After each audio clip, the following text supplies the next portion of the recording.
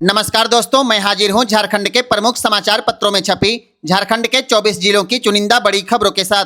जानिए आज की तमाम बड़ी खबरें जो आपके लिए जानना बेहद जरूरी है। चाहे बात हो मैया सम्मान योजना की, पीएम और अबुआ आवास की, या फिर राशन कार्ड और पेंशन जैसी योजनाओं की। राज्य के 11 जिलों में मरे हुए व्यक्ति और अयोग्य लाभुक लगातार पेंशन का पैसा ले रहे थे। पति के जिंदा रहते दुमका जिले के कदमा गांव में 6 महिलाएं 9-10 साल से विधवा पेंशन ले रही थीं, जबकि उनके पति अभी तक जिंदा हैं। 11 जिलों की 21 ग्राम पंचायतों के 5192 लाभुकों पर सोशल ऑडिट किया गया। जांच में सामने आया कि 445 लाभुक पहले ही मृत थे, 646 लाभुक पेंशन के लिए अयोग्य पाए गए और 90 लोग अपने पते पर रहते नहीं थे। यानी कुल 1181 लाभुक, लगभग 32% बिना पात्रता के पेंशन ले रहे थे। इतना ही नहीं, कई लाभुक ऐसे भी मिले जो आयु सीमा को पूरी नहीं करते थे, इसके बावजूद पेंशन की राशि मिल रही थी। रिपोर्ट सामने आने के बाद सामाजिक सुरक्षा निदेशालय ने कार्रवाई की तैयारी शुरू कर दी। अब सवाल है कि इतने सालों तक यह गड़बड़ी कैसे चलती रही। अब रात में 10 बजे से सुबह 6 बजे तक बिना अनुमति किसी भी लाउड स्पीकर, डीजे या साउंड सिस्टम पर पूर्ण प्रतिबंध रहेगा। इसके साथ ही सभी अस्पताल, नर्सिंग होम और स्कूल के 100 मीटर के दायरे को साइलेंस जोन घोषित किया गया है। अगर कहीं भी नियमों का उल्लंघन किया गया तो साउंड सिस्टम तुरंत जब्त किया जाएगा और कानूनी कार्रवाई होगी। गढ़वा डीसी दिनेश कुमार यादव ने झारखंड हाईकोर्ट के आदेश के अनुपालन में जिले भर में सख्ती के निर्देश जारी कर दिए। शिकायतों के त्वरित निपटारे के लिए जिला, अनुमंडल और प्रखंड स्तर पर अंचल अधिकारी को अधिकृत किया गया है। जिला स्तर पर अपर समाहर्ता राजमहेश्वरम को शिकायत के लिए अधिकृत किया गया है। शिकायत करने के लिए अधिकारियों का नंबर कमेंट बॉक्स में। शादी से पहले लड़का और लड़की एक दूसरे के लिए अजनबी होते हैं, इसलिए शारीरिक संबंध बनाने से पहले बेहद सावधानी जरूरी है। शादी का वादा करके दुष्कर्म के एक मामले में जमानत अर्जी पर सुनवाई के दौरान सुप्रीम कोर्ट ने सोमवार को यह मौखिक टिप्पणी की। कोर्ट ने साफ शब्दों में कहा कि शादी से पहले किसी पर आंख मूंद कर भरोसा नहीं करना चाहिए। यह टिप्पणी उस केस में आई जहां 30 साल की युवती ने आरोप लगाया कि एक युवक ने दिल्ली और दुबई में शादी का वादा करके कई बार उसके साथ संबंध बनाए और बाद में पता चला कि उसने पंजाब में दूसरी शादी कर ली। इसी तरह आम लोगों से जुड़ी कानूनी अपडेट के लिए जीपीएल न्यूज को फॉलो करें। हेमंत सरकार की महत्वाकांक्षी गुरुजी स्टूडेंट क्रेडिट कार्ड योजना अब विवादों में है। मीडिया रिपोर्ट के अनुसार 4% ब्याज की बजाय छात्रों से करीब 10.5% ब्याज वसूला जा रहा है। इस योजना के तहत छात्रों को 15 लाख रुपए तक का शिक्षा ऋण सिर्फ 4% सालाना ब्याज पर मिलना है और लोन चुकाने की अवधि 15 साल तय है। नियम के मुताबिक पढ़ाई के दौरान अगर छात्र या अभिभावक ब्याज की किस्त को भरते हैं तो उनसे केवल 4% ही लिया जाना चाहिए। बाकी ब्याज राज्य सरकार का उच्च एवं तकनीकी शिक्षा विभाग बैंक को देता है। सरकार ने इसके लिए 5 करोड़ रुपए का कार्पस फंड भी तय बैंक को दिया है, लेकिन कई मामलों में पिछले 20 महीनों से 10.65% ब्याज वसूला जा रहा है, जबकि त्रिपक्षीय समझौते के अनुसार छात्र और अभिभावक से सिर्फ 4% ही लिया जाना है। अब सवाल उठने लगा है कि योजना का लाभ सही तरीके से क्यों नहीं मिल रहा और अतिरिक्त ब्याज की भरपाई कौन करेगा। 21 फरवरी की शाम 5 बजे से लेकर 24 फरवरी की सुबह 7 बजे तक पूरे झारखंड में शराब की दुकानें बंद रहेगी। इस दौरान बार, रेस्टोरेंट, होटल, क्लब, कैंटीन और शराब के डिपो और गोदाम पूरी तरह बंद रहेंगे। 23 फरवरी को होने वाले नगर निकाय चुनाव को लेकर प्रशासन ने बड़ा फैसला किया है। मतदान के 2 दिन पहले से पूरे राज्य में शराब की बिक्री बंद रहेगी और शराब की दुकानों को बंद रखने का आदेश जारी किया गया है। हेमंत सरकार ने हजारों आउटसोर्स कर्मियों का मानदेय बढ़ा दिया है।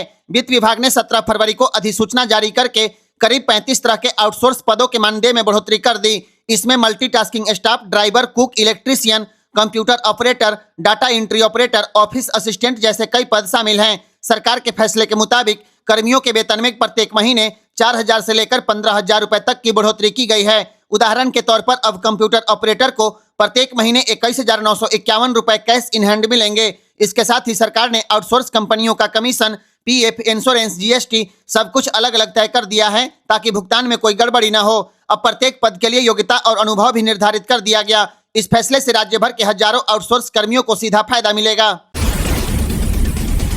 जनता दरबार में मैया सम्मान योजना का आवेदन भरने वाले लाभुकों के लिए बड़ी खुशखबरी सामने आ गई।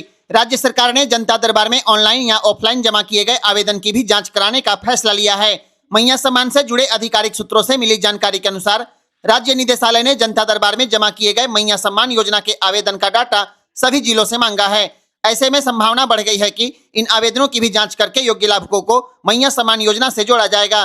गढ़वा जिले में करीब 50,000 आवेदन जनता दरबार में जमा हुआ था, जिसका डाटा राज्य निदेशालय को पिछले दिनों भेज दिया गया। इसके साथ ही 3-4 किस्त मिलने के बाद जिन महिलाओं का पैसा रुक गया है उन लाभुक महिलाओं का डाटा भी सभी जिलों ने राज्य निदेशालय को भेज दिया है, जहां से ऐसे लाभुकों के त्रुटि के कारण की सुधार की शुरुआत की जाएगी। आपको बता दें, मैया सम्मान योजना का आवेदन अब राज्य स्तर से स्वीकृत किया जाएगा। पहले जिला से आवेदन स्वीकृत किया जाता था।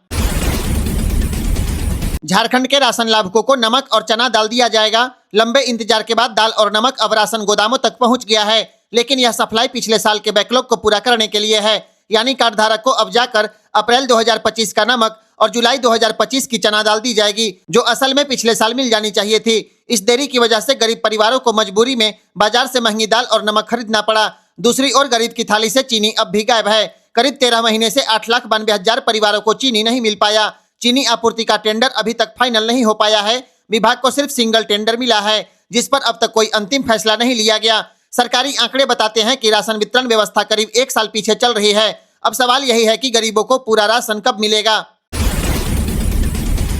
झारखंड में केंद्र सरकार की पेंशन योजना से जुड़े लाभुकों के लिए बड़ी खबर सामने आ गई। राज्य के करीब 11 लाख बूढ़ा बूढ़ी को पिछले 4 महीने से पेंशन की राशि नहीं मिली है। राज्य सरकार ने करीब 2 महीना पहले उपयोगिता प्रमाण पत्र दिया था, लेकिन केंद्र से पैसा अब तक नहीं आया। केंद्र की ओर से सिर्फ अक्टूबर तक की राशि भेजी गई थी। इसके बाद फंड नहीं मिलने से राज्य सरकार भी अपना हिस्सा जारी नहीं कर पाई। हालांकि झारखंड सरकार की सर्वजन पेंशन योजना नियमित रूप से चल रही है, लेकिन केंद्र की 4 पेंशन योजनाओं के लाभुक पैसे के इंतजार में हैं। राज्य सरकार ने पहले 100 करोड़ रुपए का कार्पस फंड बनाकर कुछ समय तक भुगतान कराया, लेकिन अब केंद्र के हिस्से की राशि का इंतजार है। उम्मीद जताई जा रही है कि मार्च महीने तक केंद्र से पैसा मिल जाएगा, जिसके बाद 4 महीने की बकाया पेंशन राशि एक साथ लाभुकों के खाते में भेजी जाएगी। गढ़वा समेत राज्य भर के 2151 युवाओं के लिए निजी क्षेत्र में नौकरी का सुनहरा मौका आ गया। जिला नियोजनालय गढ़वा की ओर से दत्तोपंत ठेंगड़ी रोजगार मेला का आयोजन होने वाला है, जहां पर युवाओं को नौकरी दी जाएगी। 20 फरवरी दिन शुक्रवार को सुबह 11 बजे से शाम 4 बजे तक अनुसूचित जनजाति आवासीय विद्यालय चिनिया गढ़वा के कैंपस में यह रोजगार मेला लगेगा, जहां निजी क्षेत्र के 16 कंपनियों में 2151 युवाओं को नौकरी दी जाएगी। रोजगार मेला में भाग लेने के लिए झारखंड के किसी भी नियोजनालय में निबंधित होना जरूरी है। अधिक जानकारी के लिए वेबसाइट झारनियोजन.झारखंड.gov.in पर विजिट कर सकते हैं। झारखंड का एक ऐसा सरकारी अस्पताल जहां इलाज कराने आए मरीजों के परिजनों को बिना पास के प्रवेश नहीं मिलेगा। अब नई व्यवस्था के तहत एक मरीज के साथ सिर्फ एक अटेंडेंट को ही अंदर जाने दिया जाएगा। प्रवेश द्वार पर पहचान के आधार पर पास जारी होगा और बिना पास किसी व्यक्ति को अस्पताल परिसर में घुसने नहीं दिया जाएगा। रांची के सदर अस्पताल प्रशासन का कहना है कि अक्सर एक मरीज के साथ 4-5 लोग अंदर चले जाते हैं, जिससे रजिस्ट्रेशन काउंटर, जांच कक्ष और वार्ड में भारी भीड़ लग जाती है। इस नई व्यवस्था से इलाज के दौरान आने वाली परेशानियां कम होगी और मरीजों को बेहतर सुविधा मिल पाएगी। हालांकि प्रशासन ने यह भी कहा है कि नियम लागू करते समय मरीजों की भावनाओं का पूरा ध्यान रखा जाएगा। कमेंट बॉक्स में बताइए अस्पताल प्रशासन का यह फैसला आपको कैसा लगा। झारखंड के लोगों का पैसा हड़पने वाली चिटफंड कंपनियों की संपत्ति कुर्क करके पीड़ितों को पैसा लौटाया जाएगा। करोड़ों रुपए लेकर फरार हुई चिटफंड और नॉन बैंकिंग कंपनियों पर अब बड़ी कार्रवाई की तैयारी हो गई है। सरकार ने फैसला लिया है कि इन कंपनियों की संपत्ति जब्त कराने के लिए हर प्रमंडल में नोडल पदाधिकारी नियुक्त किए जाएंगे, जो आयुक्त कार्यालय में बैठेंगे। उच्च स्तरीय समिति ने आदेश दिया है कि सीबीआई और सीआईडी 3 सप्ताह के भीतर एफआईआर की कॉपी, कंपनियों की संपत्ति का ब्यौरा और जांच रिपोर्ट प्रमंडलीय आयुक्तों को सौंपे। जानकारी के मुताबिक सीबीआई में कुल 127 केस दर्ज हैं। इनमें 119 चार्जशीट में करीब 613 करोड़ रुपए की ठगी का आरोप है। रांची में 100 और धनबाद में 27 केस दर्ज हैं और सीआईडी में भी 11 मामला चल रहा है।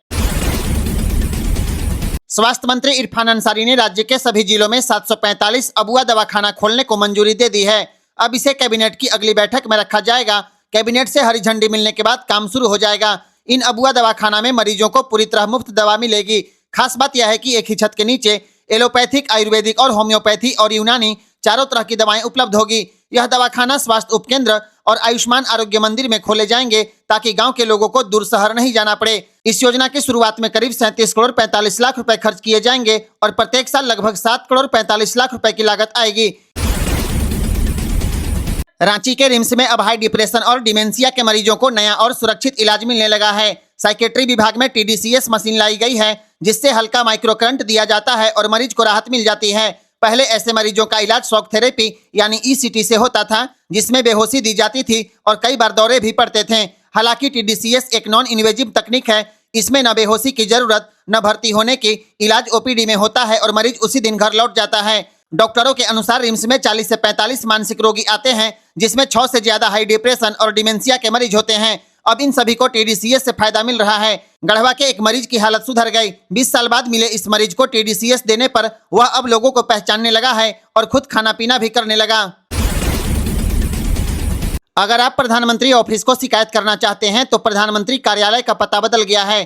प्रधानमंत्री नरेंद्र मोदी ने शुक्रवार को नए PM ऑफिस, सेवा तीर्थ और कर्तव्य भवन 1 और 2 का उद्घाटन किया है। इसके साथ ही प्रधानमंत्री कार्यालय अब साउथ ब्लॉक से हटकर नए अत्याधुनिक भवन में शिफ्ट हो गया। अब एक ही परिसर में प्रधानमंत्री कार्यालय, राष्ट्रीय सुरक्षा परिषद सचिवालय और कैबिनेट सचिवालय काम करेंगे। अब राज्य के 2 बड़े संस्थान IIT धनबाद और सेंट्रल यूनिवर्सिटी ऑफ झारखंड में 4 वर्षीय इंटीग्रेटेड टीचर एजुकेशन प्रोग्राम यानी ITEP शुरू होगा। इस कोर्स के तहत 12वीं पास छात्र छात्राएं BA या BSc के साथ साथ B.Ed की पढ़ाई कर सकेंगे। यह झारखंड में पहली बार लागू हो रहा है। IIT धनबाद में BSc प्लस B.Ed के लिए 50 सीटें मंजूर की गई है। वहीं सेंट्रल यूनिवर्सिटी रांची में BA प्लस B.Ed और BSc प्लस B.Ed दोनों के लिए कुल 100 सीटों की स्वीकृति मिली है। ऑनलाइन आवेदन 12 फरवरी से शुरू हो चुका है। अंतिम तिथि 10 मार्च है, जबकि परीक्षा 17 अप्रैल को कंप्यूटर आधारित होगी। झारखंड में लोगों की जान लेने वाले बौराए हाथियों को प्रेम जाल में फंसाया जाएगा। इन हाथियों को हनी ट्रैप में फंसाने के लिए कर्नाटक से 6 कुनकी हाथी झारखंड आ रहा है। प्रेम जाल में फंसाने वाला कुनकी हाथी अपनी अदाओं से बिगड़ैल हाथियों को अपने जाल में फंसाएंगे और उन्हें वापस जंगल में ले जाएंगे। इससे राज्य में हाथियों के खौफ में दिन और रात बिता रहे चाईबासा और हजारीबाग के लोगों को मदद मिलेगी। दरअसल व्यस्क नर हाथियों में टेस्टोस्टेरोन हार्मोन बढ़ जाने से वे बेलगाम हो जाते हैं। ऐसे बौराए हाथियों की वजह से महीने भर में 25 से अधिक लोगों की जान जा चुकी है। चाईबासा में अकेले हाथी ने 15 से अधिक लोगों की जान ले ली। हजारीबाग में 5 हाथियों का समूह 7 लोगों की एक ही रात में जान ले चुका है। अब यह कुनकी हाथी इन बौराए हाथियों को अपने प्रेम जाल में लाकर उन्हें शांत करेंगे और लोगों की जान बचाएंगे। कर्नाटक वन विभाग ने हाथियों को प्रशिक्षित करने और उनके साथ महावत रखने का प्रयोग किया है। इन्हें कुनकी हाथी कहा जाता है। कुनकी या कुमकी फारसी भाषा का शब्द है जिसका अर्थ सहायक होता है। हाथियों को प्रशिक्षित और अनुशासित बनाकर उन्हें बिगड़ैल हाथियों पर नियंत्रण करने भेजा जाता है।